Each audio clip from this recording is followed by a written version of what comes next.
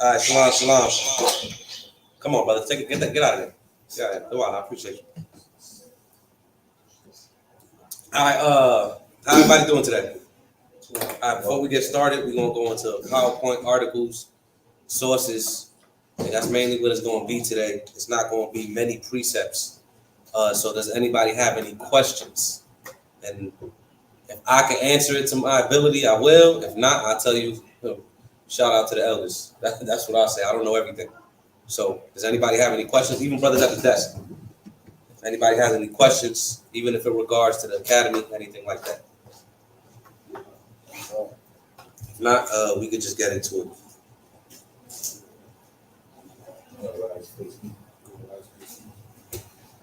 Yeah, let's do that.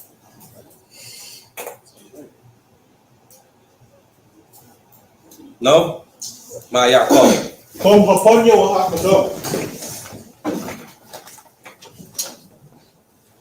This is Mark chapter 12, verse 29. And Yawasap answered him, the first of all commandment is, hear, O Israel, the Lord our power is one Lord. Shema Yasha'ala, Yahweh Al-Hayinawi, Yahweh Achad. Amen. All right, so I guess no questions since everybody knows it all. Me, myself, you know, I pay attention to the Christian apologetics realm a lot. That's just one thing I do. I like to, for lack of a better term, study my enemies. So what's been going on a lot lately is trying to debunk the so-called African-American man being an Israelite. So I put together some sources, some articles for this presentation now, right? First go to Romans 1 and 16. Romans 8 and 16. Slide. Romans 8 and 16. This is Romans chapter 8, verse 16. Read. The Spirit itself beareth witness. Say it again. The Spirit beareth witness with your spirit. Read it again from the top. The Spirit Thank you. itself. The Spirit itself, go ahead. Beareth witness. Beareth witness, come on. With our spirit. That we are the children of God. That we are the children of the Most High. So we can actually end the lesson right there. Because by the Spirit, we know we're the children of God. And nobody should lean you any way by their rhetoric or by their pseudoism or by their craftiness. They should not lead you to not believe that you are not the children of the Most High God. All right? And a lot of things they like to do is talk about these curses. The curses this or the curses that. And how did you know? How can you identify with curses? Well, the Bible says we will. All right? Get Deuteronomy 30. Deuteronomy chapter 30. This is Deuteronomy chapter 30. And it shall come to pass when all these things are come upon thee, the blessing and the curse. Say it again. The blessing and the curse. So it's going to come to pass when all these things shall come upon thee, the blessing and the curse. So we were going to have dominion. We were going to have rulership. We were going to have all of these things. And then we were going to what? Be put under the curses. Just as we were under the curses in Assyria, in Babylon, in Persia, in Greece, and Rome. Now in our final captivity here in America. And of course, with the Israelites scattered throughout the diaspora, they are also under the curses because they pay taxes, they pay bills. That's a curse. If you didn't know that, you're not under the curses. You, brother. If the Israelites are not ruling the earth, we're under a curse. It's that simple. What's up, man? I got Baruch chapter 3 and verse 8. Behold, we are yet this day in our captivity where thou hast scattered us for a reproach and a curse, to be subject to payments according to all the iniquities of our fathers, which departed from the Lord our God. Subject to payments, meaning for everything that your ancestors did, now you are paying for it. Right. You understand? Read that again, Abadia. This is Deuteronomy chapter 30, verse 1. And it shall come to pass, when all these things are come upon thee, the blessing and the curse, which I have set before thee. Watch this. Go ahead. And thou shalt call them to mind So, among hold on. We're going to call them to mind. Go ahead. among all the nations. Among all the nations. That's why when we're in the streets, what do we say? We talk about the blessings. We the kings of the earth, brother. The promises of God. Christ died for us. But then we also talk about the curses. How we're underneath these curses. You understand that? Keep reading. Whither the Lord thy God hath driven them. Come on. Thee. And shalt return unto the Lord thy God, and shalt obey his voice according to all that I command thee this day. Thou and thy children with all thine heart and with all thy soul, that then the Lord thy God will turn thy captivity and have compassion upon thee, and will return and gather thee from all the nations. And that's what we're waiting for. We're returning to be, we're asking to come back to the Most High, be placed in his land when he gathers us from all the nations. And we're returning onto him. Get Baruch 2. I believe starts at 28. Kawan, get the Comforter. Shall put you in remembrance. Get that. Get that real quick. Then we're going to get into everything.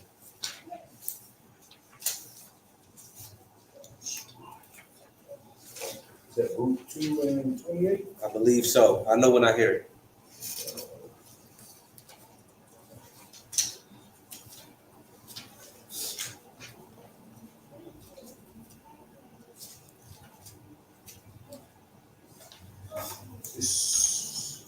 I got both. Oh. All right, this is. You don't got it out? Got it. I want our body to get it. Quicker with that sword. Luke 2 and 28. As thou spakest by thy servant Moses in the day when thou didst come. Slow down. Slow down. Don't worry. Yeah. As thou speakest by thy servant Moses Good. in the day when thou didst command him. There you go. There's that powerful voice. Go ahead, our body. To write thy law before the children of Israel, saying. So when Moses wrote the law, go ahead. If ye will not hear my voice, surely this very great multitude shall be turned into a small number among them. So the great multitude shall be turned into a small number. This is why they call us what? Minorities. It's in the Bible. Go ahead. A small number among the nations, where I will scatter them. For I knew that they would not hear me, because it is a stiff-necked people. But in the land of their captivities... Hold on. Go ahead, Slacking. This guy, Kaz messing stuff up. Go ahead. Chapter 29. If ye will not hear my voice, surely this very great multitude shall be turned into a small number among the nations, where I will scatter them. For I knew that they would not hear me, because it is a stiff-necked people. But in the land of their captivities, they shall remember themselves. So in the land of their captivities, they shall what? Remember themselves. How are we going to remember ourselves? Read that, Kwan. It's the book of John, chapter 14 and verse 16. And I will pray the Father, and he shall give you another comforter, that he may abide with you forever. What's the comforter? The Holy Spirit. Oh, great. Holy Spirit. It's all right. Go ahead. Verse 26. But the comforter, which is the Holy Spirit, there you go. It's in the verse. Whom the Father will send in my name, he shall teach you all things. He shall what? He shall teach you all things. Go ahead. And bring all things to your remembrance whatsoever. And bring all things to your remembrance. So what is this nonsense that these Christians talk about on all of these YouTube and Clubhouse? And I don't understand what y'all talking about. The Most High said he's sending the Holy Spirit to put all things in your remembrance. What's going on here? It don't make no sense. Mario, you had your hand up? Concerning Moses. Go ahead. This is Nehemiah chapter 1, verse 8. Remember, I beseech thee, the word that thou commandest thy servant Moses, saying, if ye transgress, I will scatter you abroad among the nations. Say it again. Saying, if ye transgress, if you transgress, go ahead, I will scatter you abroad among the nations. But if ye turn unto me and keep my commandments and do them, though there were of you cast out unto the uttermost parts of the heaven, yet will I gather them from thence and will bring them unto the place that I have chosen to set my name. I'm going into that last. Take that off. I'm not going into that yet. Yeah. No, that was it right there. That was it? Yep. Okay. So who was scattered throughout the world? We are. If we're going into history, who was scattered throughout the world, man? Israelites. It's not. This is not that hard to understand. It's not hard to understand at all. The black men were scattered through slave ships. The so-called natives were scattered through slave ships. Right? Okay. Now, go into the first book, Abayak, page 453. Show the cover of the book first, and then go down to the page. So there's gonna be a lot of, and I'll send it to y'all. You know, y'all got the cheat codes, so I'll send it to y'all. It's gonna be a lot of history, you know, a lot of things like that. So.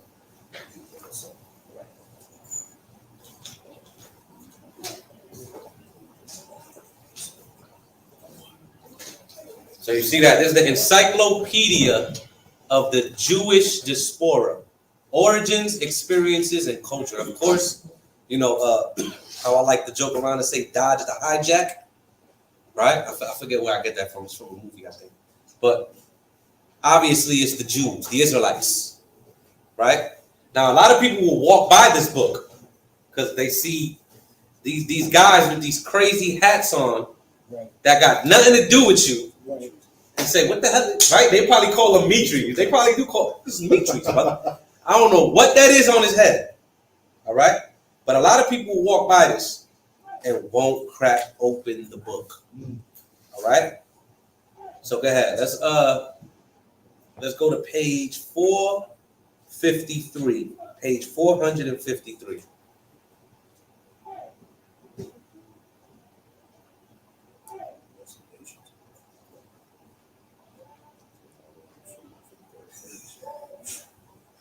Hey man, you know, it's a good book too. Got the PDF. What's going on? What's going on there, brother? Fruit to the spirit. We gotta be patient for Abayah.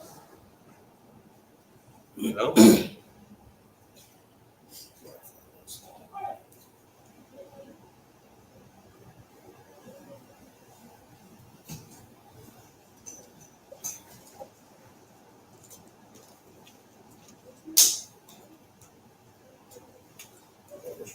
You all right there, brother? I know what it's going for. I'm gonna let you know. We're stuck on the same page. 2 minutes. What's going on, brother? Can't you scroll down? I mean, this is taking half an hour. You know? I don't know how people do it. I'm not good with technology. I'd rather just, you know, get a book. Put it in a book.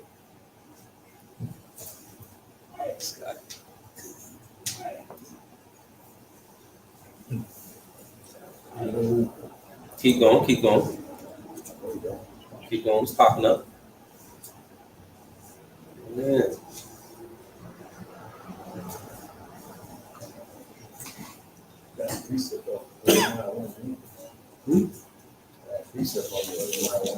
You got a precept? Hey, read the precept in the spirit while we waiting. Oh, we there. But go ahead, read the precept. Leviticus 26. 33, and I will scatter you among the heathen, and will draw a sword after you, and your land shall be desolate, and your cities waste. It's a good precept. Call again? Leviticus 26 and 33. 26. Gotcha. All right, let's read that once again. The title of this book: Encyclopedia of Jewish Diaspora, Origins, Experiences, and Culture. So go ahead, read that From the top. from the top. Read the title. Read that whatever his name is, and just read. Migrations of Jews into West Africa. Ehav Eliyahu. This guy. Go ahead.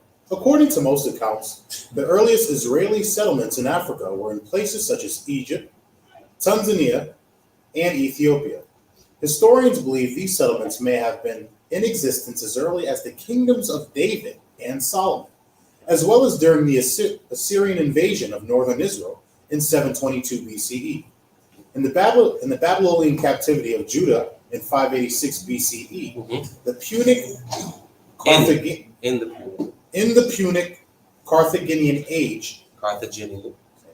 Go ahead. these communities were augmented by subsequent arrivals of Jews after the destruction of the Second Jerusalem Temple in 70 CE, when 30,000 Jewish slaves were settled throughout Carthage by the Roman Emperor Titus. Now, hands. Where's Carthage? Libya. Hands. That means you got to raise your hand to answer the question. Go ahead. Was it Libya, right? Yes, correct. Correct. Go ahead. Africa is identified in various Jewish sources in connection with Tarshish and Ophir to mid 32b in the parallel passage where African land is evidently the same as Carthage. The Septuagint in Jerome, who was taught by Jews, and often the Targum on the prophets, identified the biblical Tarshish with Carthage, which was the birthplace of a number of rabbis mentioned in the Talmud. Now, do you know why Carthage will be associated with Tarshish? Because it was a seaport, and Tarshish was known for transporting within ships. Ancient Tarshish is in Spain, but they also had locations in northern Africa.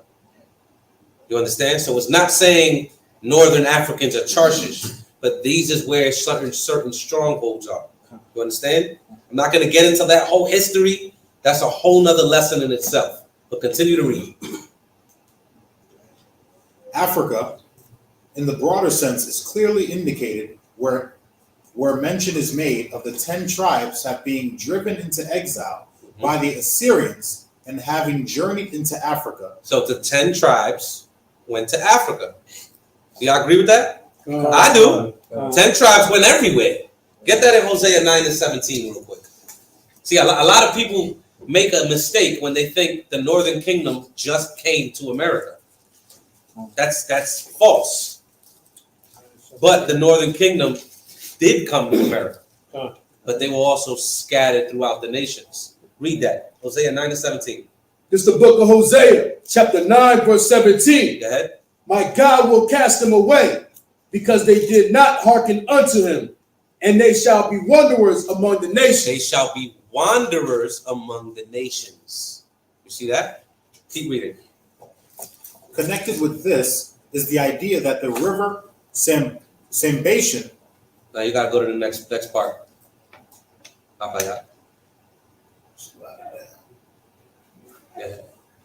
Is in Africa. The Arabs, who is also the legend of the Beni Musa, or son of Moses, agree with the Jews in placing their land in Africa. Migrations into sub-Saharan Africa. Go ahead. In later centuries, Jews are believed to have settled in Western Africa during the height of the Songhai, Mali, Ghana, and Kenem-Bornu empires. In the Kenem-Bornu empires, which is in Western Africa. So they were Jewish, or quote unquote, Jewish or Israelite settlements there. You understand? Read.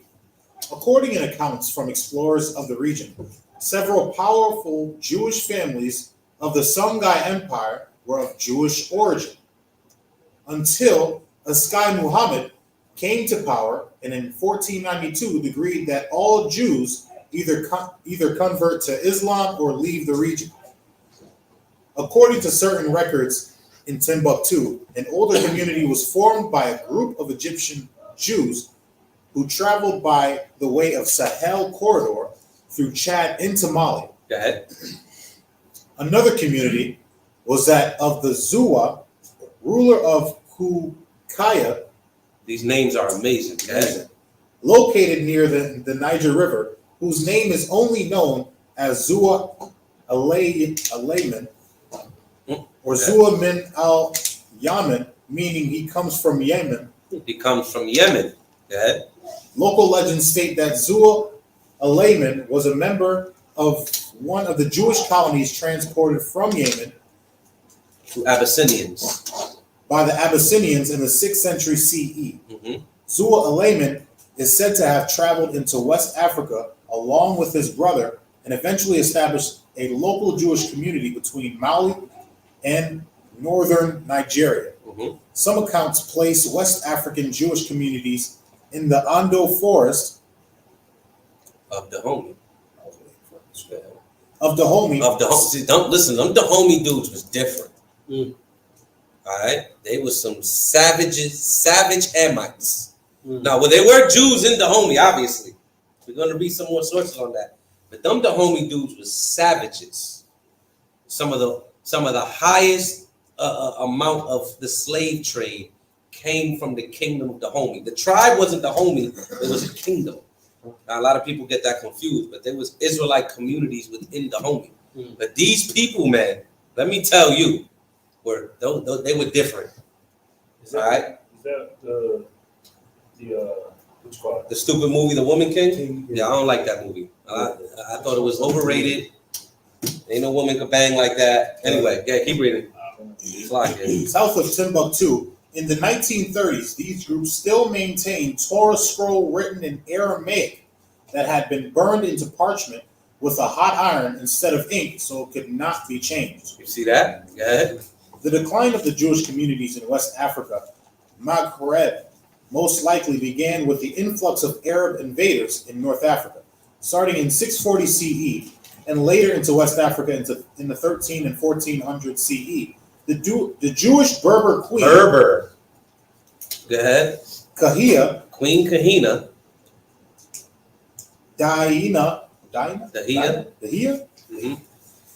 bint Thabita Ibn Tiffin, who was also known as El Kahina, led the most notable uprising against the invasion. Believed to have been a descendant of Israeli priestly class, El Kahina was able to lead North African Jews, Berbers, Christians, and Greeks alike in the invasion until her defeat at the hands of the Arab commander Hassan ibn Numan. We're going to get into that a little more, okay?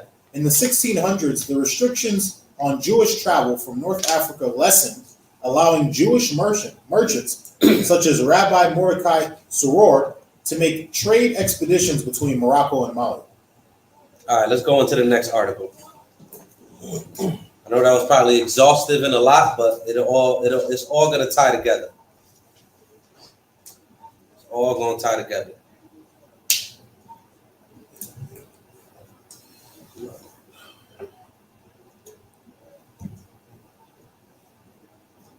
Camel caravans, Kashbas, and Berber Jews. All right, let's get down. Let's go down. Let's go down. Right there. Cross. Nearly. Nearly 250,000 Jews once called Morocco home. 250,000 Jews once called Morocco home. Go ahead. Making it the largest Jewish community in the Arab world. On a recent bright afternoon in Marrakesh, I was contemplating this stunning fact as I walked warrens of the city's ancient Mela, or ghetto, where 50,000 Jews once lived and davened. My destination, 36 Talmud Torah Street, Amazing. Go ahead. was the Lazima Synagogue, one of 2 active temples out of the 42 that for centuries were the heartbeat of the Marrakesh's Jewish community. Lazama's bright central courtyard was walled with Moroccan blue and white Star of David tiles, and open to the sky, seemed to welcome Hashem along with swallows chattering in the orange trees. Now that's good there, right? The main reason why I went here, because a lot of these people have been influenced by the Ashkenazi and the modern day Sephardim. All right, this is why a lot of these quote unquote Jewish communities in Africa are Old Testament only, right? Even though there is a rise of Israelites becoming out there teaching Yahweh. But you have to. There's another history I will teach, right, on the white man, the white Jews going out there and identifying these tribes in Africa as the Northern Kingdom, so they can identify themselves as the Southern Kingdom, and teaching them the Talmud and teaching them a lot of things that it was never there, right? But that's another lesson I'm preparing. Go to the next article. It's all going to tie together. Queen of the Desert, the amazing story of Jewish Khaleesi. Now, anybody watch Game of Thrones? That's why they say Khaleesi, right? This is Kahina, Queen Kahina, right? She does not look like that. But let's just read a little bit of the information. Go ahead. A ruthless, steadfast warrior, as well as a merciful leader who liberated thousands of slaves. This is Dahia el-Kahina, a Jewish Berber North African woman. A Jewish Khaleesi, if you will, but unfortunately not nearly as famous as the Game of Thrones fictional character. Yeah. Dahia al-Kahini lived in northern Africa at the end of the 7th century. In Muslim sources, she is described as dark-skinned with lots of hair and huge eyes. Dark skin. Those are the people that seen her. Read. Fascinated by her exotic image, historian Nahum Sluch described her as fair as a horse, strong as a wrestler, a true desert woman, healthy and fast on her feet, an excellent rider, and a shooter who never misses. And studied her character throughout northern Africa. Sluch asserted that Dahina meant Jewish, and that al-Kahina referred to the family of the Kohanim. Now you can go into her history more yourself. All right, please get that picture off. That's not her. You can go into that history more yourself, right? But this is a real quote unquote woman king. This is the real one. All right. She was more of a general that knew how to make war and lead troops. You understand? That's what she did, right? And those are that's where she liberated. Look at some of those people that lived there. Give me a second. Let's go to the next article. Next article. Matter of fact, it's a book, page 40. Byzantine. That's my favorite, boy. Byzantine Empire. That's my favorite history. Can you zoom in when you get the chance? Oh, yeah. All right, let me see. Okay. This page 40, right? Scroll down.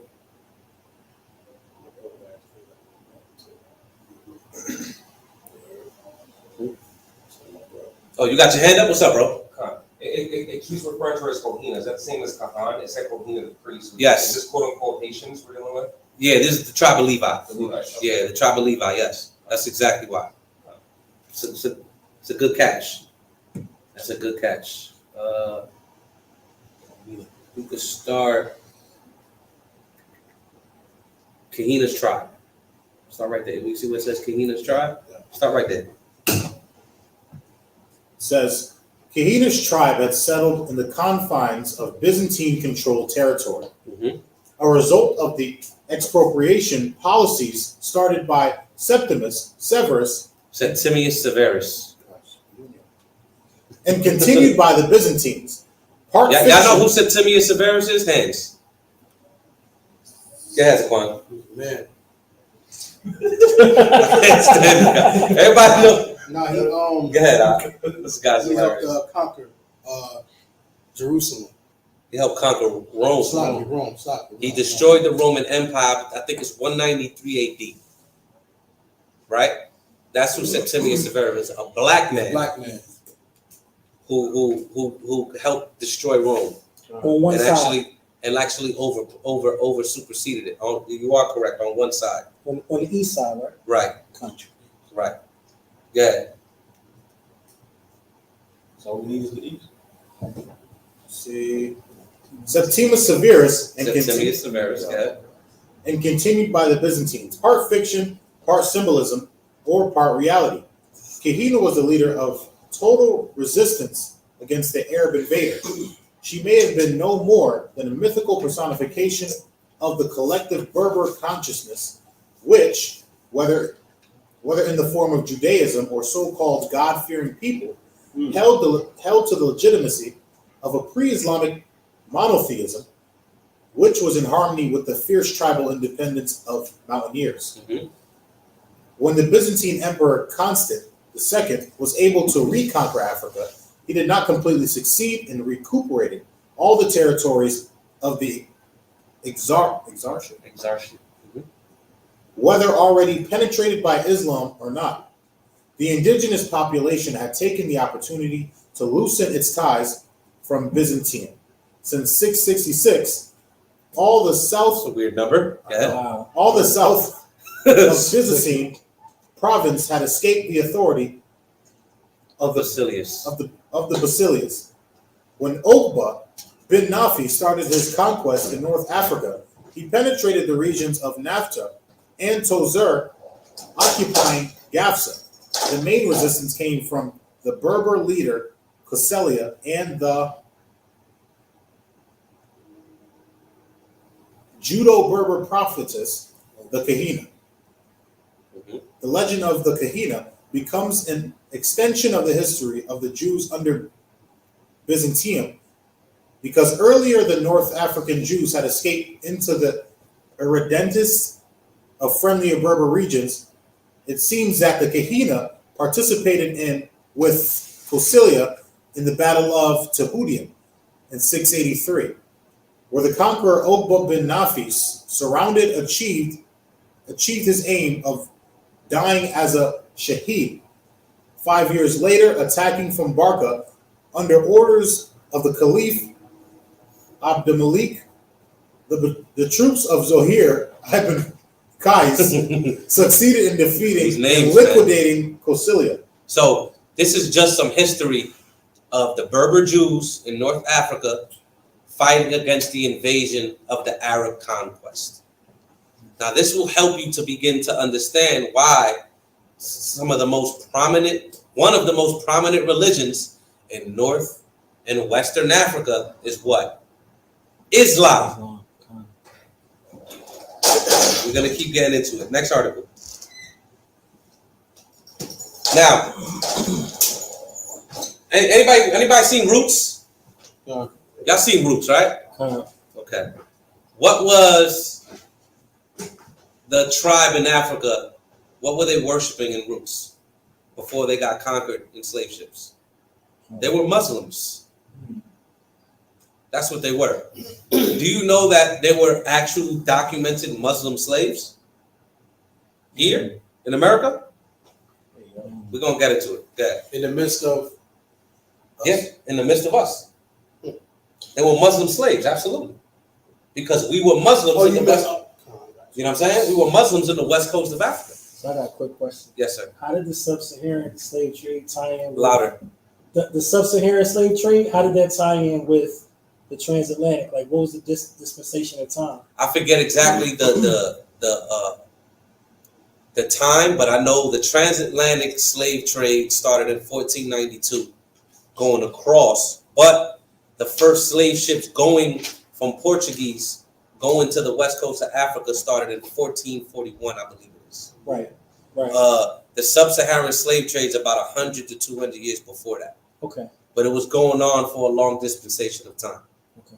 Right? Fighting against the Jews, even fighting against the Hamites. Okay. You know what I'm saying? So. Who is Omar ibn Said? Now that's his name, Said. Said, North Carolina's enslaved Muslim scholar. See that? North Carolina's enslaved Muslim scholar. Okay?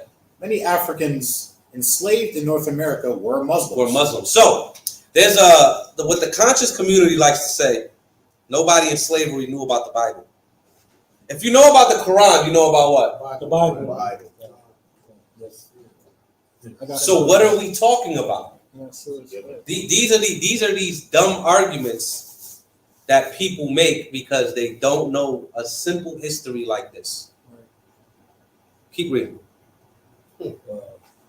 Most Africans enslaved in North America were Muslims, whether openly or in secret. One such man left a rich written trail. This is the story of Omar ibn Said. Can you make it large, Doc? It's mad small. It's hard to read. Okay? In the early 19th century, an enslaved African man in North Carolina captured the attention of Southern society. To white America, this man was no ordinary slave. He was literate and wrote in a strange language. He converted to Christianity. He seemed to be a scholar.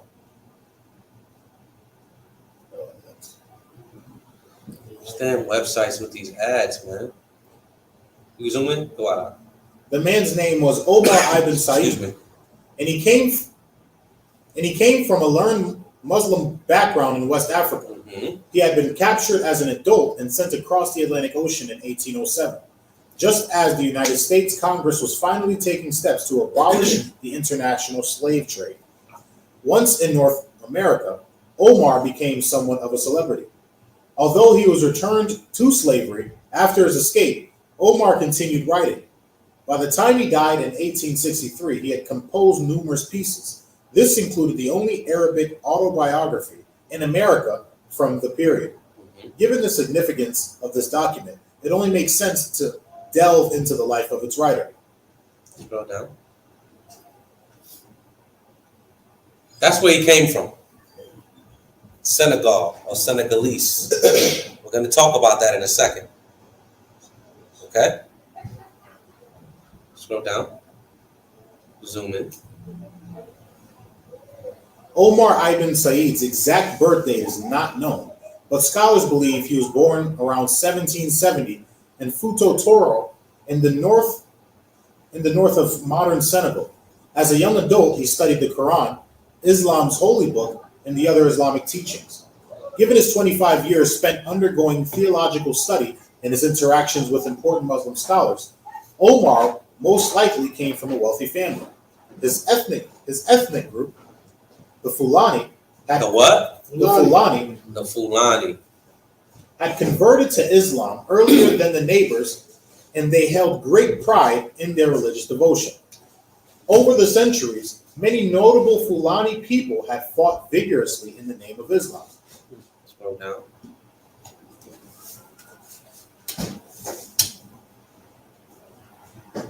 Disaster would strike Omar's life, however. War broke out between the Fulani and rival non-Muslim ethnic groups, causing thousands of people to be captured and enslaved on both sides. Omar's prominent background could not save him. Forced on board a slave ship, he was transported across the ocean to Charleston, South Carolina, the Christian country, as he would later call North America. Now that's good right there, right? We could go on to the next one. So, wanted to show you a documented slave, right? That was a Muslim, also known to be a scholar that left Islam and went to Christianity. Though, if you read some of his accounts, he was still practicing Islam behind closed doors. Damn. All right? I'm going there for a reason. Remember, he's from what? He's from Senegal. Also, with the Fulani. They also have the Wolof there. Okay? Let's go on to the next one. Sign up for... You kidding me? Stupid. In Senegalese bush, Bani Israel tribe claims Jewish heritage. Benai Israel, meaning the sons of Israel. Benai Israel, Senegal, he will welcome you into his eastern floor home, introduce you to his 3 wives. Come on. He's in the spirit. And let you sample their cooking. Sample the cooking of 3 wives. Let's go. But Doug, hold on, man. Who's that say? What? The Gutio. Hey, I'm going with that. The Gutio. The Gutio. Go. We'll call him D. Fadiga is not want foreigners to come near the sacred tree of his village deep in the Senegalese bush. Mm-hmm. The tree is holy ground. Wow. Says Fadiga, president of this remote settlement of 4,000 souls. Our Jewish ancestor Jacob. Our Jewish ancestor Jacob. Go ahead. Planted it when his people first settled here 1,000 years ago. Go ahead. The lush kapot tree towers over the parched shrewberry at the edge of Benai Israel, a dusty community in eastern Senegal near the border with Mali. The residents, all Muslims. The residents are all Muslims in Senegal, but they know they have Israelite ancestry. Go ahead. Are members of a tribe whose name means son of Israel. And they trace their lineage to 2 clans, Sila and Drain. They say they are descended from Egyptian Jews. We are all practicing. Hold on. They said they are descended from where? Egyptian Jews. Egyptian Jews. We're gonna get into that. All right. When we go into the PowerPoint. Egyptian Jews. Yes. I got a surah I can read. Nah, I don't want no Surah. All right, that's what it is. I don't want no Surah, man. You know what we I'm could talking go to. I know exactly. I got all the Surahs, man. 45 and 16. Nah, I don't want no Surah, man. All right. Go to Second Maccabees. Let me see. I think it's a proof of point. You just sparked. I'm glad you said that. You sparked the precept in my head, even though I don't want to go to a Surah. Come. Second Maccabees 1:1. Second Maccabees 1:1. This is 2 Maccabees chapter 1, verse 1. The brethren, the Jews that be at Jerusalem and the land of Judea, wish unto the brethren, the Jews that are throughout Egypt. The what? The Jews that are throughout Egypt. The Jews that are throughout Egypt. You see that? That's 2 Maccabees 1:1. So in the Bible, even I believe it might be in Acts 2 as well. The Jews are in Egypt. It is 2 and 10. Is there as well? 2 and 10. Acts 2. Acts 2. Let's go there real quick. Why not? Why not? 2 and 10. 10. Acts chapter 2, verse 10. Go ahead. Phrygia and Pamphylia in Egypt. And what? In Egypt. We can stop right there. So we know where they are Jews in Egypt. They said right here that they came from Jews in Egypt and now they're on the west coast of Africa. They're not the only tribe that says this. We're going to get into another tribe in another country on the west coast of Africa that says the same thing. Let's go back to the article.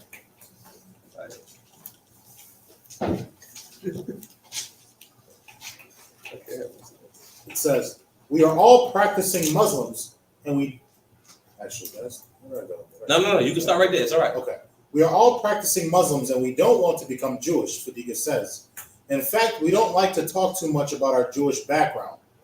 But we don't hide it either.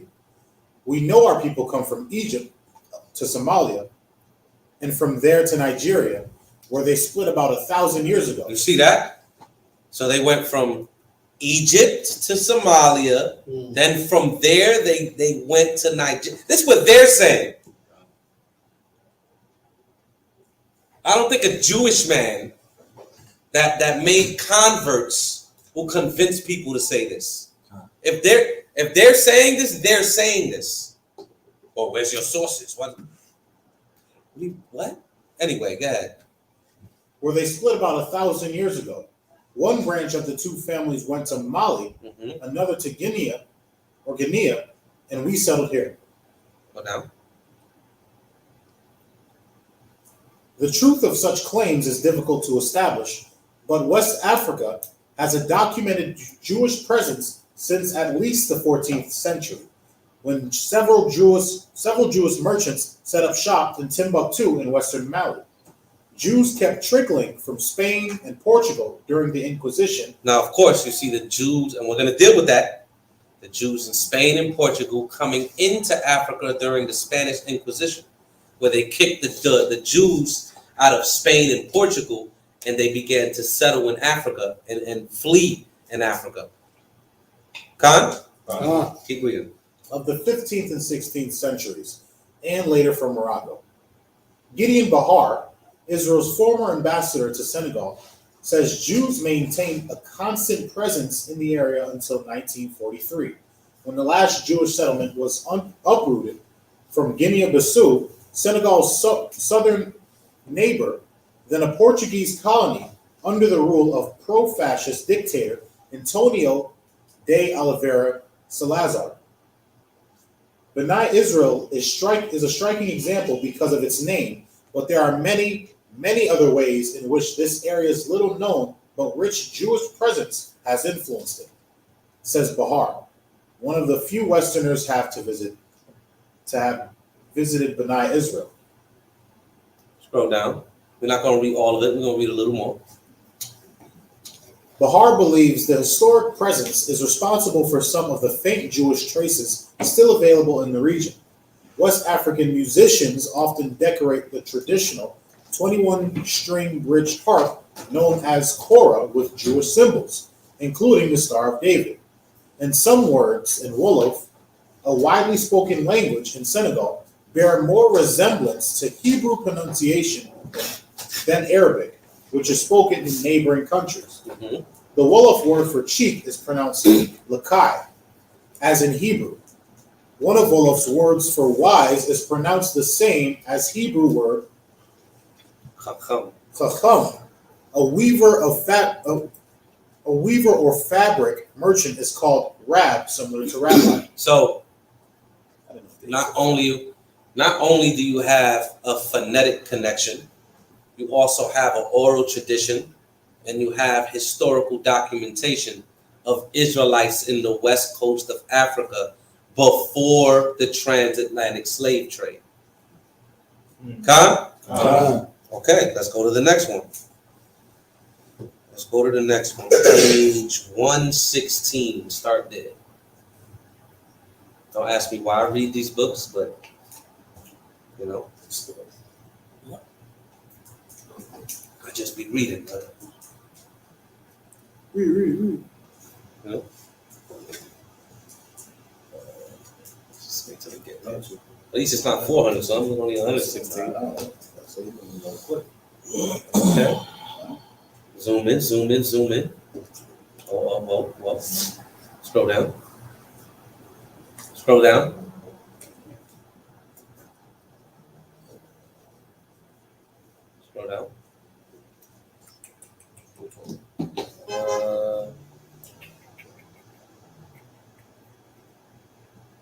Go up. Still lock it.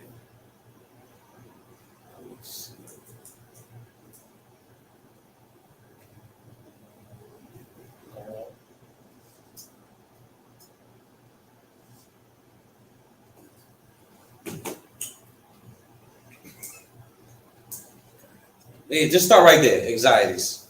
Just start right there. The menace of Jewish proselytism amongst Africans and Amerindians? Amerindians. Talking about natives. Okay. Anxieties and fantasies about Jewish proselytizing did not just arise in a European context. In the overseas colonies of the Spanish and Portuguese empires, the presence of large indigenous populations whose Christianization was relatively recent and indoctrination often inadequate, gave rise to the fear that Judaizing conversos would seek to turn them into Jews. The first contacts of Iberian explorers and missionaries with the various sub-Saharan African peoples gave rise to speculation about the presence of Jews amongst these populations. It was believed... So these are men coming to proselytize them into their religion, but they're finding people practicing these things in the places that they're going. Listen, okay?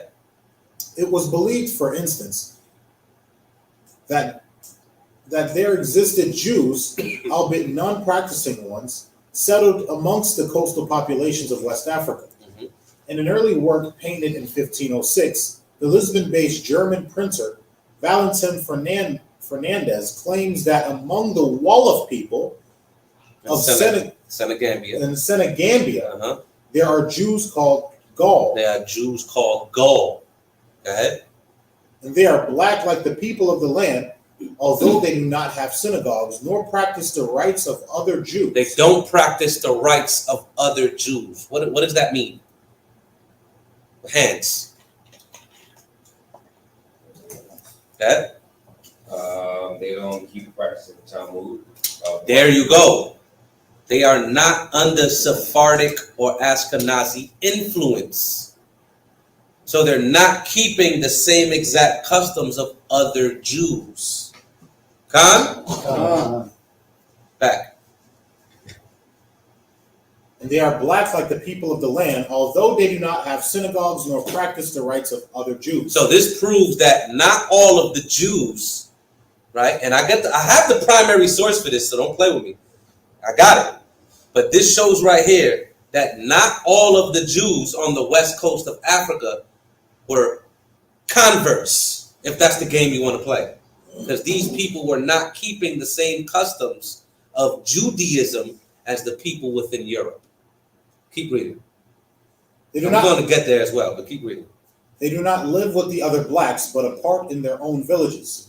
Later Portuguese authors similarly argued that the griots, the intern storytellers who lived in the midst of the populations of West Africa, must be Jews. The role played by deeply ingrained anti-Semitic prejudices and pushing Portuguese observers to fantasize about the existence of Jews residing amongst West African peoples is evident in Andre Alvarez de Almada's 1594 description of Cape Verde. For that Portuguese author, that Jewish origin of the griots is confirmed by the fact, like Jews, they possess large noses. So you see, this is the slander that they push, right? But I already went to the main part I wanted to go to, right? The goals. Let's go into the next one.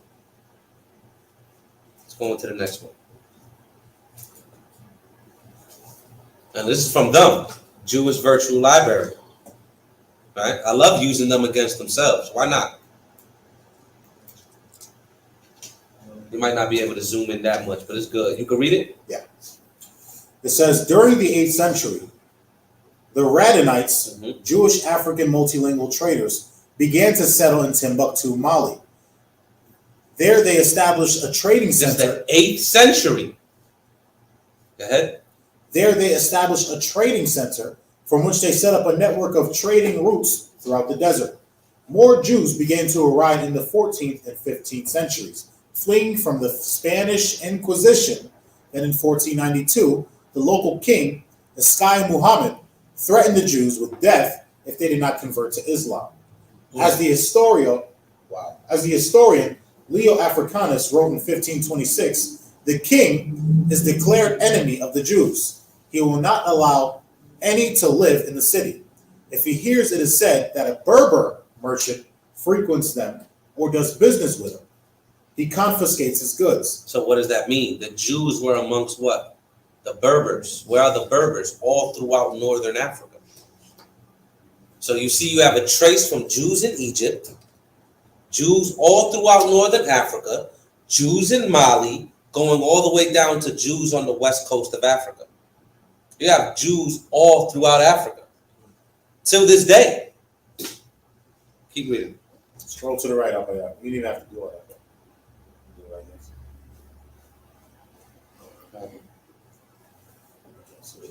No, it's not there, is it? No, that's all the same. Yeah. All right, no, anyway, yeah, we all said it. The king of Skye is declared the enemy of the Jews. He will not allow any to live in the city if he hears it is said that a Berber merchant frequents them or does business with them. He confiscates his goods. While some chose conversation, many fled from the country. In 1860, Rabbi Mordecai Abi Soror migrated from Morocco with several Jews to trade in Timbuktu. Rabbi Soror had to negotiate with the local authorities to obtain protected people status. The nearly arrived congregation established a synagogue and Jewish cemetery in the area. By the 20th century, no Jews remained in Mali. Okay, so you can leave it there. Now, the next one we're going into is an extremely important source. All right? Like scholars like to say, it's peer-reviewed. This is, no lie, this is college material. Because that's who I got it from. I got it from an actual scholar, right? Shout out to him. I ain't going to say his name. He asked me not to. Shout out to him. He gave it to me a while back, about 2 years ago, right? He has his PhD. He's in the Israelite community, right? Has his PhD. This guy knows what he's talking about, and especially in this topic. So the next source is very important and not to be taken lightly. Let's go to it. And of course, I'm gonna give it to you. I'm gonna drop it all in the chat. Let's look at that first. Look, a journal of a journal of African Studies from UCLA. All right, yeah, read that. Ufahamu, a journal of African Studies. Mm-hmm. Beyond the Saharan cloak, uncovering Jewish identity from southern Morocco and throughout the Sahara. Now you could jump down. Don't worry, I'm gonna send it to you.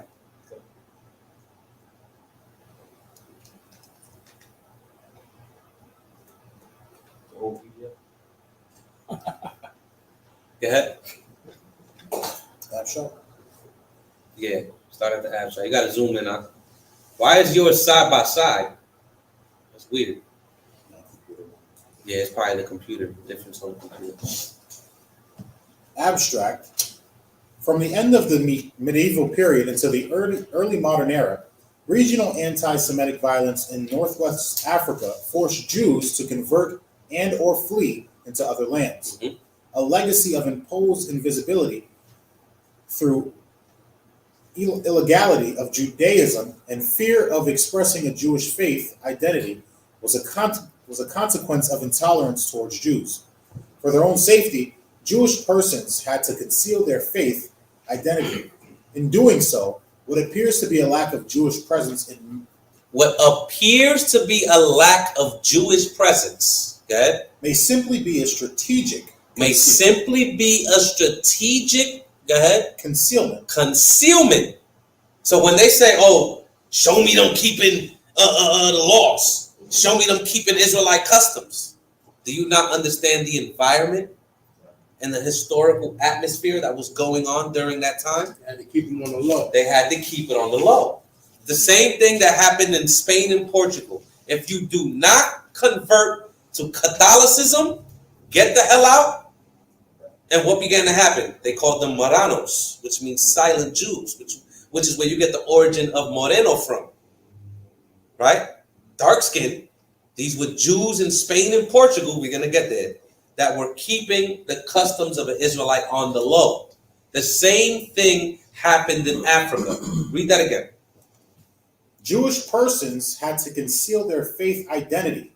In doing so, what appears to be a lack of Jewish presence may simply be a strategic concealment of one's interior faith conviction. Mm-hmm. This paper explores how Western institutional oversight by organizations and scholars continually perpetuates the impression of Jewish absence from these spaces. Mm-hmm.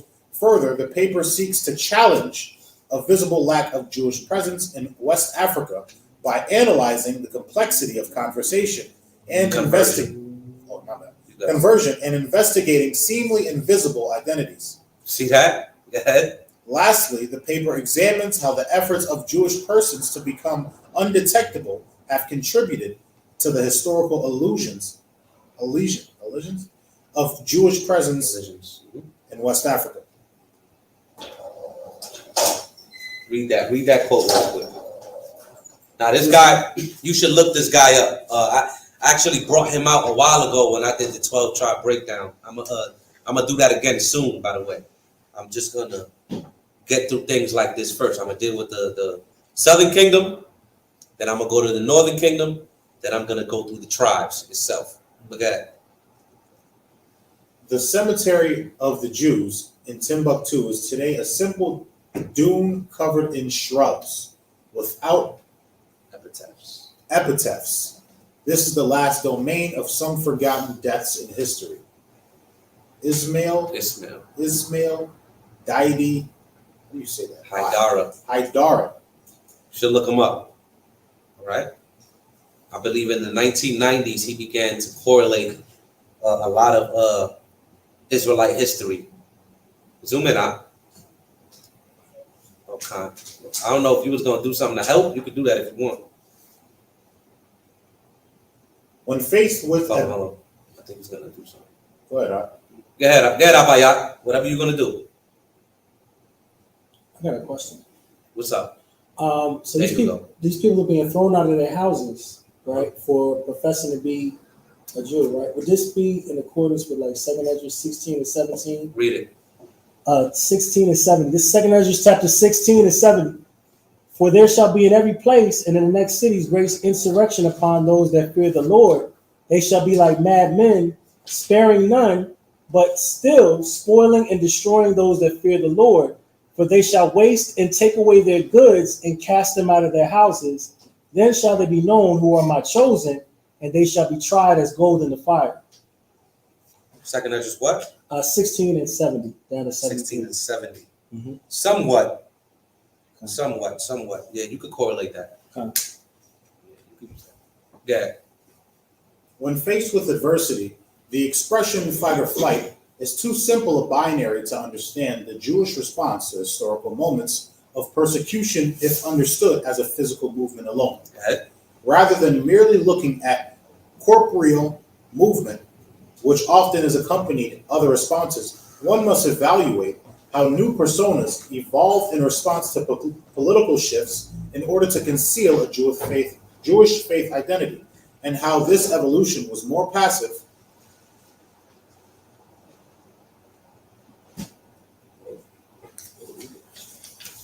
and often camouflaged attempt to resist the climate and policies intolerant of the Jewish faith. This paper seeks to understand this faith and identity transition, specifically with the Jews in Morocco after the Iberian expulsion into the 18th century, and how the history of these Jews is largely overlooked once within or south of the Sahara.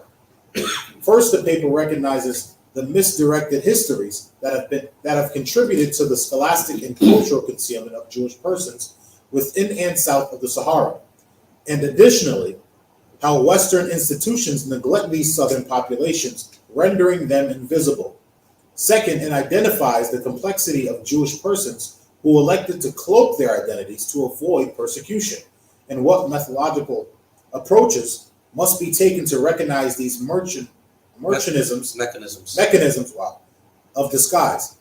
Finally, I engaged the small body of literature documenting the experiences of Moroccan and Saharan Jews, which will aid in the uncovering of identities in the construction of this history.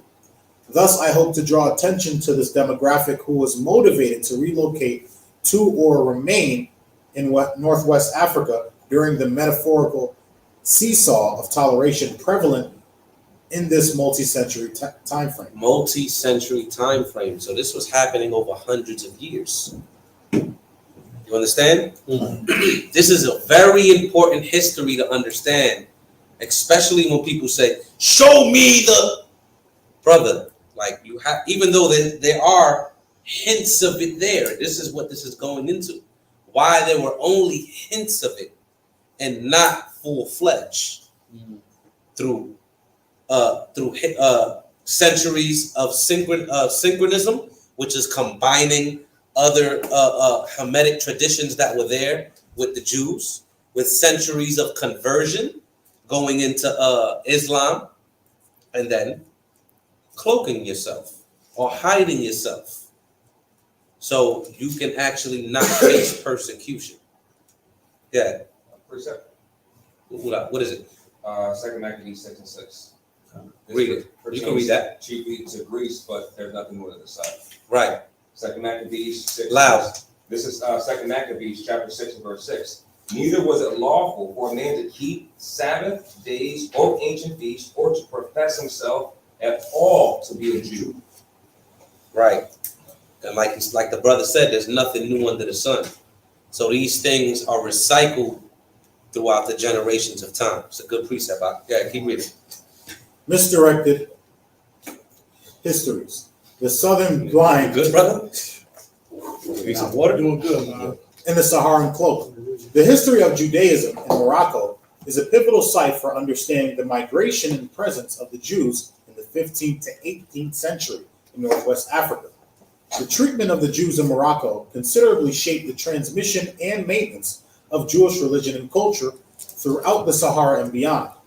However, the preservation of Jewish identity was threatened due to the climate of intolerance, which culminated with the official expulsion of the Jews from the Iberian Peninsula in the last decade of the 15th century. The heightening of atrocities against Jewish persons continued to fluctuate for the next few centuries into the Inquisition era. This continuation of persecution and prejudice contributed to the recurrent movement south into regions more tolerant of Jewish identity and or the motivation to reject old and develop new external identities. Nah, you could. We're not gonna read this whole thing, right? I just wanted to show you. Don't worry, y'all gonna get it. Any brothers that it's not in the chat, y'all can hit me up personally, and I'll send it to you. Once again, the historical atmosphere of what's going on during the time of the transatlantic slave trade is important to understand. Also, the atmosphere that was even going on with the internal wars between the tribes in Africa. Khan? All right. Now, we're going to get into the PowerPoint. Let's see if I'm right. I think that's the last thing. Yep. Now we're going to get into the PowerPoint. We're going to get into it.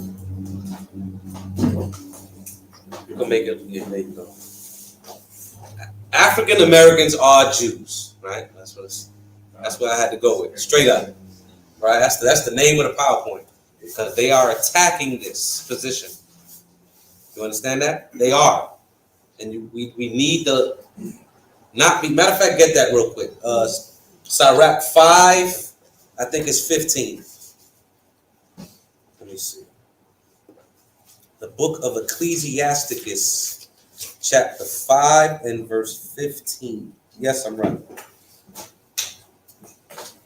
This is Sirach, chapter 5, verse 15. Be not ignorant of anything in a great manner or a small. So don't be ignorant in anything in a great manner or a small. Right? Like I always say, you don't have to know everything, but you have to know a little bit about everything. You do. Now let's read. Let's go to the next slide. It's a very good book. It might be a little blurry, right? Just bear with me. The black image in the white mind, right? You could read that excerpt that I want you to read out. We're not going to read the whole page, just a part of it. Right. Page 75. He's going to read it out. He got it. In Crania Egyptica, Egypt. You got it out. Egyptica. Published in 1844, Morton pointed out that both cranial, Cranial.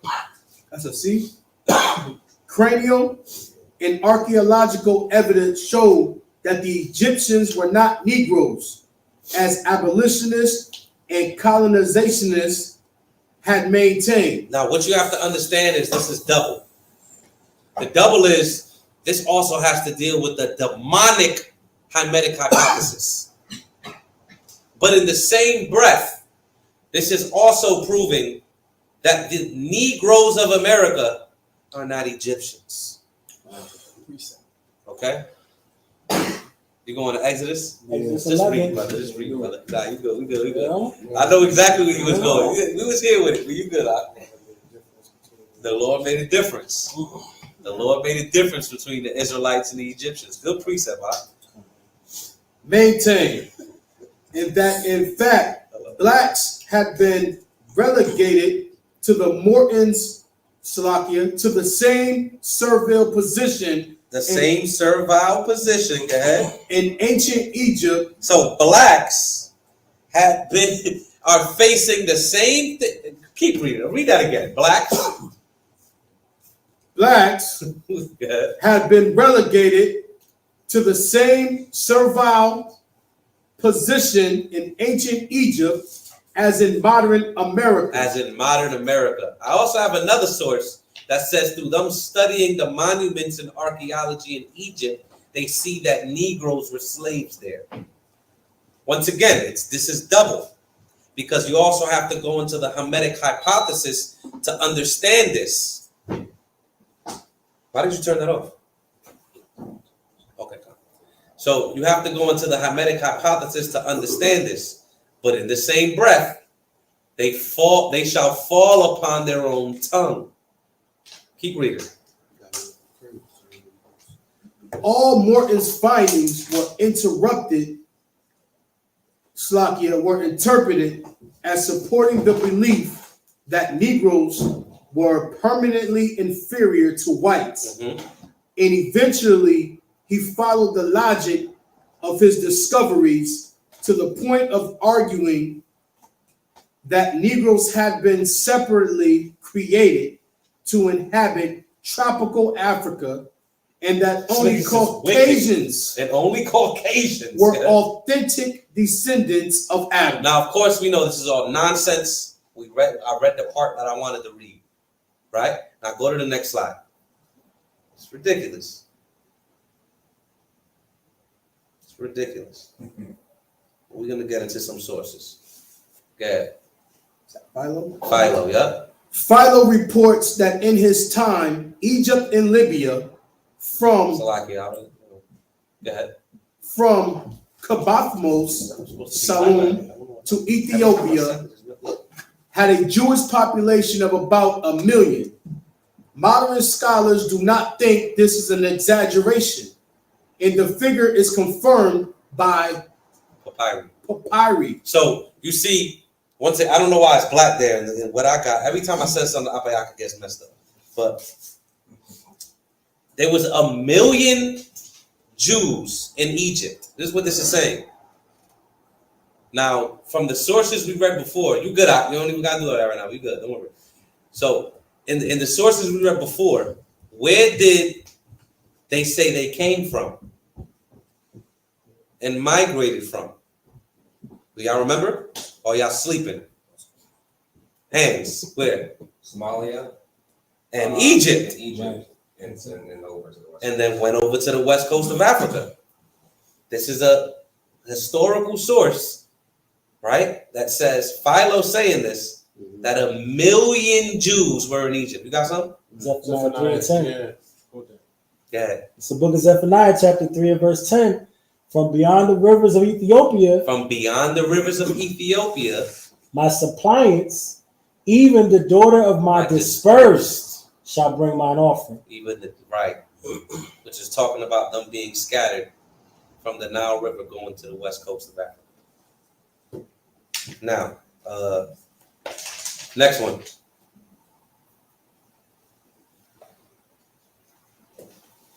Right.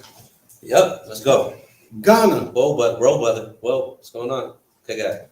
Ghana, or as it was called by its inhabitants, Ouagadougou. Okay.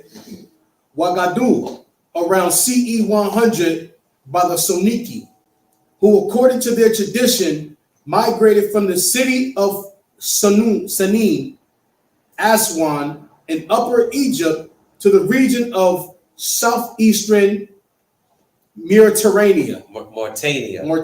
So what do you see again? You see people in Ghana saying they came from migrating from Egypt. You can't make this stuff up. Next one.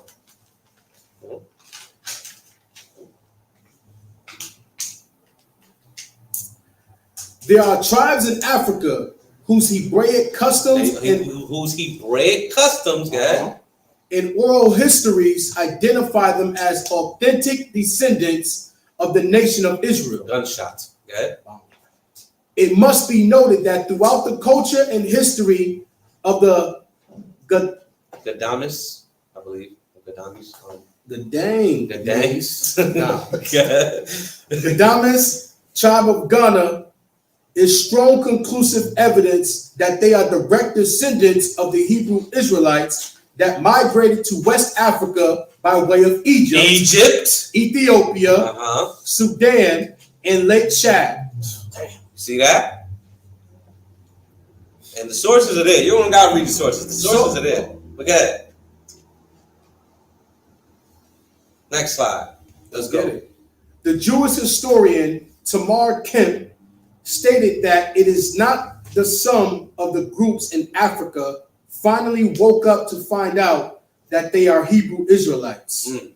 Kemp argues that these African groups have always known who they are. They remember their oral history and their connection to their past when their ancestors reigned supreme in the motherland, Israel. Kemp claims there are many groups of non-traditionally North Africans that are of Hebrew descent. Next slide. You want to read this? The etymology? Yeah, etymology. The etymology of the same Ghana means strong warrior king. So you see the etymology of Ghana from what they're saying in Ghana means strong warrior king. Now, in the Hebrew lexicon, it means ruler or king. That's what Ghana means in the Hebrew. So the word Ghana is Hebrew in itself. Well, what are we talking about here? Next slide. Next slide. This is important. Okay. Okay. According to St. Jerome, under the Pax Romana, the Pax Romana is something all of y'all should study and get familiar with. So y'all should write that down. Y'all should study and get familiar with, because this even helps you understand the letters of Paul and why he wrote the way he wrote. Keep reading. The Jewish communities underwent a period of great prosperity all the way from India to the western tip of Africa. So from India to the western tip of Africa. Okay? Their numbers were bolstered as well by the 30,000 Jews that Titus, a prominent general prior to becoming Roman emperor from 79 to 81, had deported from Israel to North Africa after the fall of Jerusalem and the destruction of the Second Temple in 70 AD. By this time, there were scattered all over North America, Slovakia, North Africa, a large number of Jewish communities who had taken refuge there, or who, according to Josephus, had been enslaved and subsequently redeemed by their co-religionists. That's a word. The Jews built synagogues and elected leaders who strove to endow the community with a strong and efficient foundation. This chain of events occurred once again following Bar Kokhba's Bar Kokhba's insurrection from 132 to 135. The failure of his revolt led directly to the expulsion of the Jews of Israel, who had also been enslaved and redeemed by their North African brethren. So you see right here, it even says from North Africa to India to the western tip of Africa, we have communities of Israelites. Ain't that something? Keep going. You want me to read that to the right? Yeah, read that to the right. So the Tariq al-Fatish, these are documents found in Timbuktu. Right now, the points on the side is what's within the documents, and you'll see the document to the left. What's on the side is what's underlined. All right, so let's see what this says. All right. In 1402 CE, there was a sizable Bani Israel community in Tenderma, Mali. Go ahead. They were rich, owned plantations, and built 333 wells. Mm-hmm. Author's father told him this. Go ahead. Next. There were seven rulers. This is also the Tariq al-Fatish. Go ahead. Khan. This is also the Tariq al-Fatish. There were seven rulers from the Bani Israel. Jabarut. You don't got to read it. Okay. These are all Hebraic names. Crazy. All right. You see that? Uh-huh. Let's go to the next one. We're going to go to another guy. We're going to go to another document found in Timbuktu. Go ahead.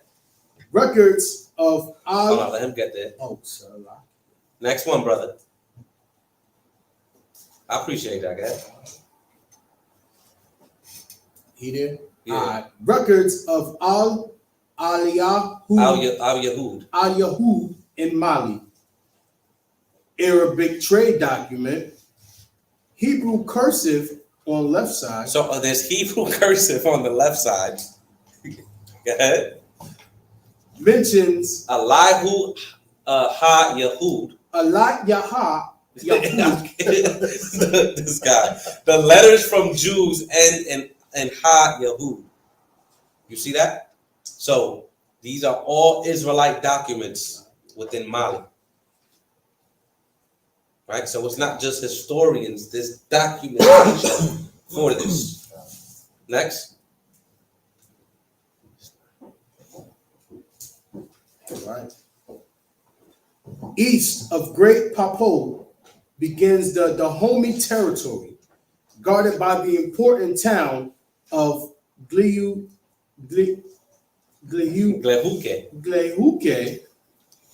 known to the Europe. These names, man. You're killing us, man. Come on, man.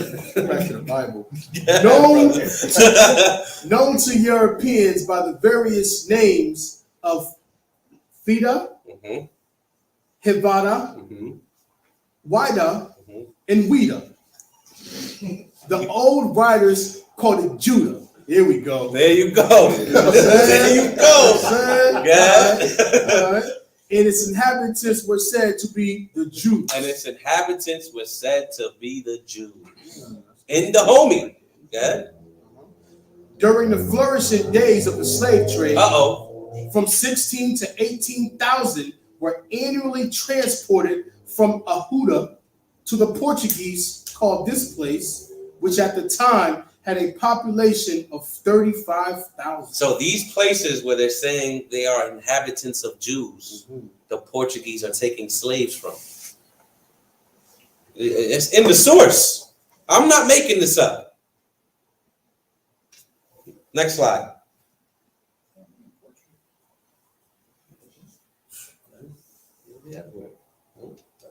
Yeah. Ready? Go ahead. Wida You just put is an ancient city. Don't worry.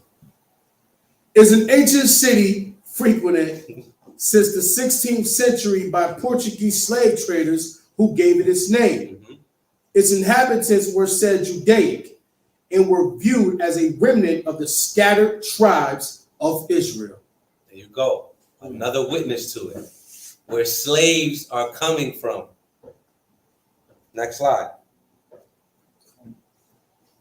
See, the books is right there, man. Africans in colonial Louisiana. Colonial.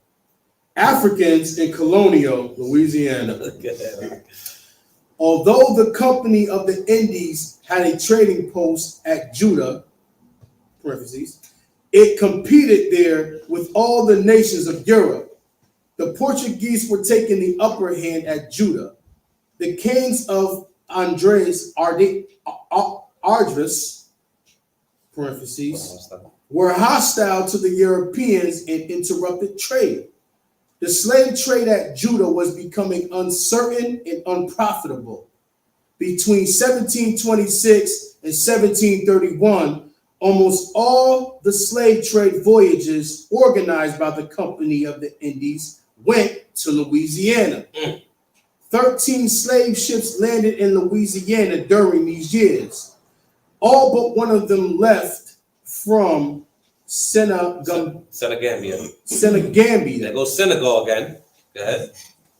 Over half the slaves brought to French Louisiana, 3,250 out of 5,987, arrived from Senegambia during this 5-year period. The last ship, arriving in 1743, also came from Senegambia. Next page. The Dada of the Homie overthrew. Not you, Abaya. Go ahead. The Dada of the Homie overthrew the kingdom of Judah. On March 3rd, 1727, Captain Rangard of Lee Marie wrote a detailed eyewitness account of the warfare, which totally disrupted commerce in the region. On February 12, 1729, the captain of the slave ship La Medusa wrote from Judah, "There are no more inhabitants, and the country is deserted." You can image how hard it is. Maybe that's supposed to imagine. You can imagine how hard it is to find captives. The Company of the Indies was at last in a position to enforce its exclusive right to trade the Senegal concession. Between 1727 and 1729, practically every slave trade voyage organized by the Company of the Indies from its port of Lawrence was intended to carry slaves to Louisiana. So we've seen in the other source, it said how many people were there, to in the later years saying there's barely anybody there. All right? And then you see these same sources where these people are getting slaves from, they're saying they are Jews there. Next slide.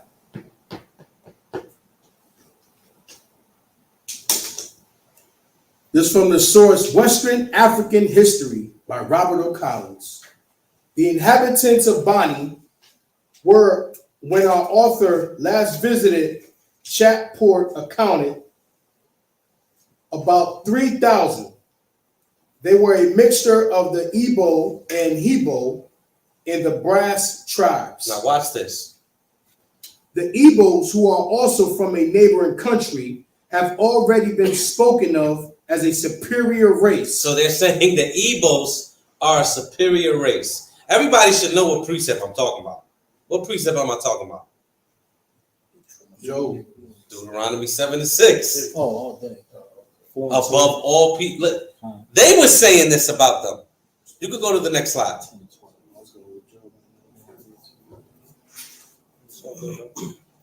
Now look, now let's read more about these Igbos. Or the Igbo. Igbo. Go ahead. Among the Igbos of Nigeria is the source by G.T. Boston. Damn, this shit crazy. Boston. The Igbo country lies within a recognized Negro belt, and the people bear the main characteristics of that stock. There are certain customs which rather point to Levite influence at a more or less remote period. This is suggested in the underlying ideas concerning sacrifice and in the practice of circumcision. The language also bears several interesting parallels with Hebrew idioms. Next source. Hey, I'm not making this stuff up. I'm just reading. Take it up with the guys that wrote it down. Go ahead. Now you see the book on the side. You see the highlight. Go ahead. All right. A fact worthy. A fact worthy, the intention of travelers is that According. According to Oldendorf, the kingdom of Loango contains black Jews scattered throughout the country. Mm-hmm. They are despised by the Negroes. Say it again. They are despised by the Negroes. So black Jews are despised by the Negroes, meaning of the other black people of that land. The Hamites. Go ahead. Who do not even deign to eat with them. They don't even eat with them. Go ahead. They are occupied in trade and keep the Sabbath so strictly that they do not even converse on that day. They wild. They have a separate burying ground, very far from any habitation. The tombs are constructed with masonry and ornamented with Hebrew inscriptions. You're good right there. Next source. This is the source itself. You can read it. The Pennsylvania State University Libraries. A tribute for the Negro, being a vindication of the memorial intellectual. Good. Next slide. That's just the source right there, right? Yeah, come on. All right, now zoom in to where in the bottom, right here. Can you see that? If not, I'll read it. No. You can't see it? I got it. I can see it. Where it says detachments? Yeah, detachments. Detachments of the Arabian family migrated 11 or 1200 years ago into northern Africa, where they have founded states of some importance, and in some instances, they have passed into perfectly black complexion. Although improved in form and stature, and now withstanding that they reside to the north of the Negro countries. A remarkable fact in the history of Loango and the Empire of Congo is that the country, according to a statement which was fully credited by Oldendorf, himself a writer of most correct judgment and of impeachable veracity, contains many Jews settled in it. Many Jews settled in it. Now let's go to the top of the next one.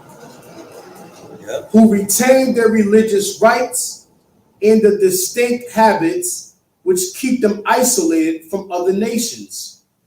Though thus separate from the African population, they are black and resemble the other Negroes in every respect as to physical character. So though they kept themselves separate, they still looked like them. According to the white man's eye, because they say all black people look alike. But that's besides the point. This is just proving we're there. Okay? It is probably an allusion to this case that Pennington in his textbook says the descendants of a colony of Jews originally from Judea settled on the coast of Africa are black. That's good right there. Next slide. Now the next slide, you're going to see the map, right? Now, this is all trade routes that were centralized in Timbuktu, right? You even see the Moroccan coin used in Songhai, right? But this is also showing you what? Because they also like to say, there's no way they could have traveled all the way to West Africa. Well, there was trade routes all throughout there, through the desert. So this right here also validates that it's very possible. It's more than possible. People are more than capable of traveling back and forth in antiquity. Okay? They had stops. That's the point. They had stops. Yeah. It's very simple. Next slide. See that? Now, did Jewish slave masters teach us Judaism? Because this is another argument, right? And we about to wrap up, so everybody bear with me. Almost It's all finished. good, brother. You know, about to wrap up. So go ahead, read that. Did Jewish slave masters teach us Judaism? Nope. So you want me to read this? Read the appearance. Let's start right there. The Okay. appearance. The appearance of free blacks or slaves in Jewish synagogues in the South was bound to be a rare occurrence, since most synagogues had rules that precluded them from membership. From this, Korn concluded that it provided evidence that Jewish slave owners in the United States did not proselytize among their slaves. They did not proselytize among their slaves. So no, the slaves were not saying they were Jews because they were getting converted by what was 80% of the slave masters that were Jewish. That's a false narrative. Okay? Slave owners in the United States did not proselytize among their slaves or offer them instruction in Judaism, since they were unwelcome in the synagogues, and it. Nah, that's good right there. Bomb. I cut it off right there. I see that. It's a lot here. Next one.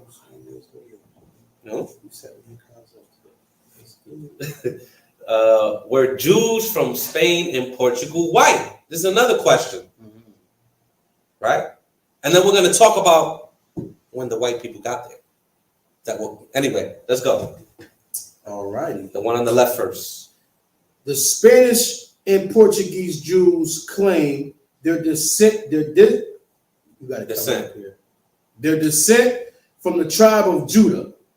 In consequence of this supposed superiority, they have not till lately married or in any way incorporated with their brethren of other nations. They had separate synagogues. And if a Portuguese Jew, even in England or Holland, married a German Jewish. So if they married one of those white converts over there, go ahead. He was immediately expelled from the synagogue. What does that show you? We're the real ones. They're the fake ones. Go ahead. Next source on the right. Okay. Thus, the black color is found not only in individuals as the black Jews of Portugal, but in tribes as the Bakaris on the Red Sea, whose hair and character are perfectly Semitic. And the white color and the brutalized descendants of certain exiled Irish of Ulster, whose features are almost of the African type. Next source. So you're seeing what's in Spain and Portugal. There you go. Black Jews.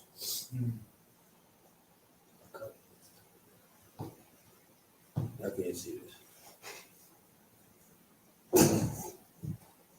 It's clean. You can't see it? Can you see it up here? I can see it clean on the TV. Bet you could. I'll read it from right here. Thus, the Jews are a people who have ever, according to the prophecy, dwelt alone, without intermixing with the nations to this day. Now, this separate race, all descended from brown ancestors. From brown ancestors. Go ahead. For Abraham, Isaac, and Jacob must have been as dark as Mar Yohanan, if not darker. Exhibit every shade of color from the black Jews of Malabar, of whom we have such an interesting account by Dr. Claudius Buchanan, to the rose and lily complexion, the rose and lily complexion of the Jewesses on the banks of the Elbe. Go figure. We need go no further than the Jews of southern Spain and compare them with those of Holland and northern Germany. Watch this. To perceive a very striking difference. Go ahead. The Spanish Jew is always dark It's complexion, always dark complexion. Well, come on, bro. Go ahead. and his hair is uniformly black. Y'all While go the- fro. Go ahead. Come on now. While the German Jew is often as fair as any German So he's like the German Jew is just like the other Germans over there. Go ahead. and has light or red hair with blue eyes. That's good right there. So you see, there's a difference. There's a difference. Next source.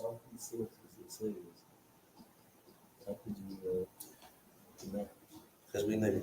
Sources, did Jews that suffered the Inquisition go into slavery? So now, the Jews that suffer the Inquisition go into slavery.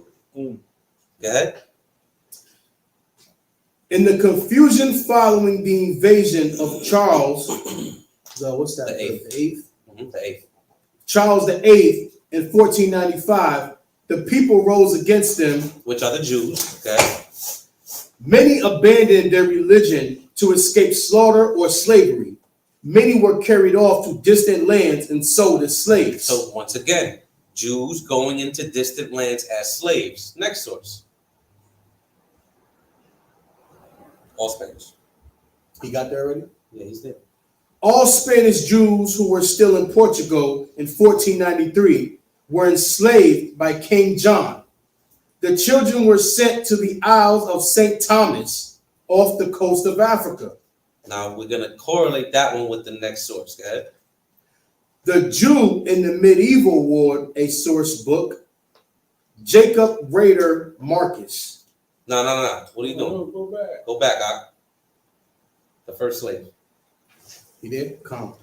The first slave trade voyage known to have sailed directly from Africa to the Americas arrived in Santo Domingo on the island Hispaniola in 1525. The ship's cargo consisted of nearly 200 captives purchased in Sao Tome. Which is St. Thomas. Mm. So the first slave voyage went to the same place where the Jews of Portugal were exported to. You can't make this stuff up. Quick question. Yes. Is it St. Thomas where they grabbed people from to bring them on the voyage in 1492 as interpreters?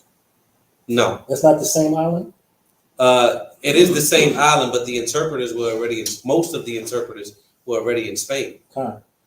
Like Luis de Torres was already from Spain. He was a converso. Okay. So he converted to Christianity. That's why he didn't have to leave. Okay. That's a whole nother breakdown in itself. Yeah. Several additional slave ships disembarked enslaved Africans in Hispaniola, Cuba, Puerto Rico, and Jamaica during the late 1520s and 1530s. So all of these black Jews from Portugal were sent to the Caribbean islands. The first stop where they were sent to. Next source. Next slide. The doctrinal differences of black and white Jews. Now this is important. The Talmud, however, was so little known in Spain. So the Talmud was not really known in Spain, right? The Talmud began to be taught in Spain during the 10th and 11th centuries. In Spain, we're gonna get to why, right? In the last slide. But this is important to know. Go ahead. The Talmud, however, was so little known in Spain that they were obliged to send deputies to the Babylonian academies to decide the disputes which arose among them. Even the prayers which they offered up on the Grand Expiation Day and other national fasts were composed by one of the Babylonian rabbis, Hashmiam II. So this guy. Come on, man. Throw me off. So this right here, we're gonna get into when this actually began to go into Spain. All right? Because as the white man always does, he comes in crafty. Last slide. We're gonna close. Oh, no. You can read that where it says Khazars in Spain. I don't know. Gotta zoom in. He got it. You can read it from right there. Con. It's a little blurry. You got it, Cole? Con. Yes, they get that. Come on. It is He got it. You got it? Go ahead. You swing. Come on. I would have got it. Go ahead. Yeah, you would try. Khazars in Spain. It is said that many royal Khazars immigrated to Spain after the 11th century. After the 11th century. Mhm. But if they began to go there little by little since the 10th, but in heavy numbers after the 11th century. Keep reading. It is also possible that Khazar merchants arrived in Spanish port cities since the Moorish rulers were tolerant of Jews. Go ahead. In Safar Qabbalah, composed in 1161, Abraham ibn Daud stated that descendants of the Khazars were studying in Toledo Come on. during his lifetime. Ibn Daud added that these Khazars were rabbinical Jewish students. So rabbinical Jewish students. The Talmud. Go ahead. Perhaps these scholars came to Spain from Kievan Rus. Dunlop wondered whether the Khazars in Spain may have contributed to information about their people to the Spanish Jews through oral testimonies, and he also entertained the notion that books of the Khazars containing historical details about the Khazars might actually have been brought to Toledo. Such oral and written statements, supplementing information that could be gleaned from the exchange of letters between Hassadi ibn Sharprut and King Joseph, then theoretically could have helped Yehuda Halevi compose a brief account of the Khazars that appeared in 2 sections of his famous book, Sefer HaKuzari, which contains a few details not found in the Hasdai Joseph correspondence or in other known extant texts. Whether books of Khazars existed or not will probably remain A tantalizing mystery. a tantalizing mystery. So this is when you see a Talmudic influence within Spain. When just by coincidence, you see Khazars entering Spain from Germany. Right? So that's all I got. I didn't want to keep y'all here all night, even though I have a lot more. But anybody have any questions, comments, concerns?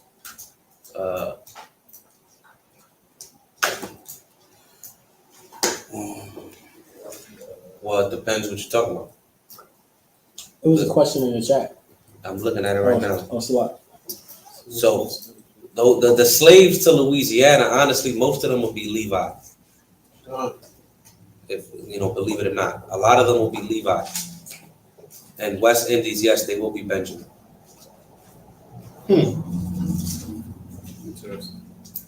Levi was scattered more than any other tribe.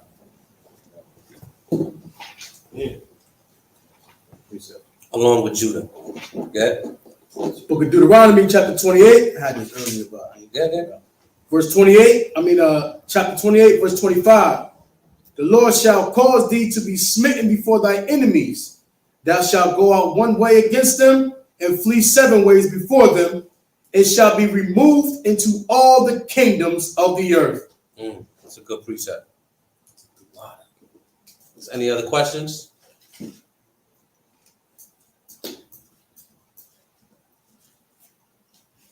Questions on YouTube, Clubhouse, class? Those sources you said you're gonna put up. That's the question you got, brother? Got This guy. I said I'm gonna send it to you, man. Got you. Don't worry. I know where you live. Hey, yo. Nobody else got any questions? Okay. Yeah, I guess they all understand what was brought out. All praises. There's a lot of outside, you know what I mean? There's a lot of what? like reading extra outside sources, so it's kind of like Exhaustive. yeah, It's exhausting. all Yeah. together. Like,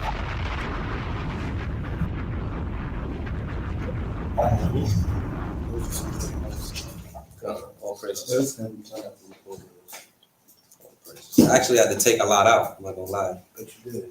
I didn't want to be here all night. I got work in the morning. Jeez. 4 in the morning, I gotta wake up. Come on. Me too. Shout out to the brothers who got slavery.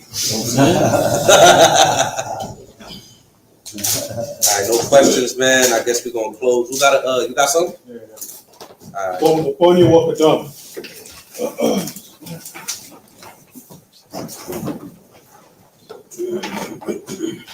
This is Psalms chapter 7. O Lord my God, indeed do I put my trust.